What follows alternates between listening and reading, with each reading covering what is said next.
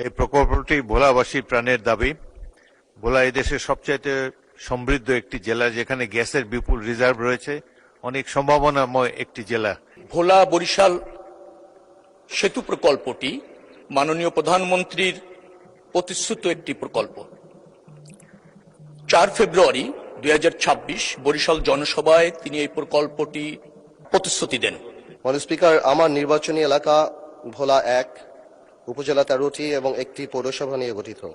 ভোলা জেলা সর্বমোট 20 লক্ষাধিক জনসংখ্যার একটি বৃহৎ জনপদ, যা প্রাকৃতিক সম্পদ সমৃদ্ধ হওয়া সত্ত্বেও উন্নত সড়ক যোগাযোগ ব্যবস্থার অভাবে আজও দেশের মূল ভূখণ্ড থেকে কার্যত বিচ্ছিন্ন। বাংলাদেশের একমাত্র জেলা হিসেবে ভোলায় এখনো সরাসরি সড়ক যোগাযোগ ব্যবস্থা গড়ে ওঠেনি।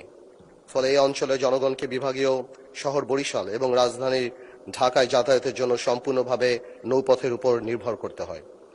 বছরের দীর্ঘ একটি সময়, বিশেষ করে কালবৈশাখী বর্ষা মৌসুমে অত্যন্ত ঝুঁকিপূর্ণ হয়ে ওঠে এই নৌপথ। এতে করে জরুরি চিকিৎসা সেবা ব্যাহত হয় এবং অনেক ক্ষেত্রে রোগীদের প্রাণহানির মতো ঘটনা ঘটে।